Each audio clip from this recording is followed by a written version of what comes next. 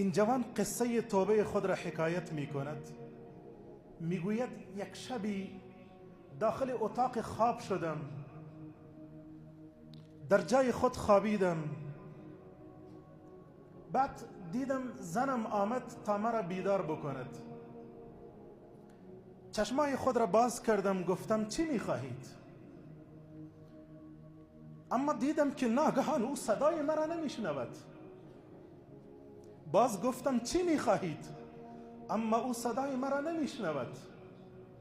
بسیار باور خطایی و ترسیده رفت و خواهر مرا خبر کرد، همشیره مرا خبر کرد. بعد از چند لحظه دیدم که دکتر هم آوردن تا مرا معاینه کنن. صدا زدم دکتر شما اینجا چی میکنید؟ اما ناگهان دیدم که دکتر هم صدای مرا نمیشنود. بعد از معاینه شنیدم که دکتر میگوید برادرتان دیگه در این دنیا نیست و وفات کرده است. فریاد زدم، چیغ زدم، گفتم دکتر من زنده هستم، همشیره خواهر من زنده هستم. اما دیدم که هیچ کدام اینها گپهای مرا نمیشنوند و دیدم که بعد از گفتن این که دکتر اعلان کرد که فلانی از این دنیا رفتن، همه شروع کردن به گریه کردن. بعد صدایی را شنیدم که میگفت در کفن و دفن میتتان عجله کنین.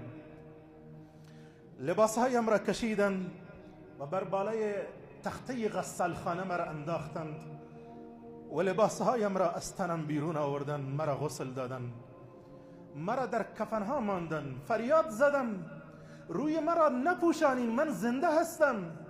اما دیدم که هیچ کسی صدای مرا نمیشنود. بعد مرا در تابوت ماندن، بردن به مسجد، شنیدم که نماز را بر من خواندن. بعد مرا به قبرستان بردن و از تابوت بیرون آوردند و مرا در داخل قبر ماندن. کسی که مرا در قبر میماند به التماس و زاری برش گفتم فلانی من نمردم، من زنده ام، چطور مرا در قبر مانده اید؟ اما دیدم صدای مرا نمیشنود و گپهای مرا نمیشنود. دیدم که آهسته آهسته شروع شد به خاک ریختاندن، مردم سرم خاک ریختاندن. بعد شنیدم صدای پایشان که همه از من رفتم. حدیثی که از یکی از خطبا در مسجد شنیده بودم یادم آمد که رسول الله میفرمایند ان المیت اذا وضع في قبره انه لیسمع خفق نعالهم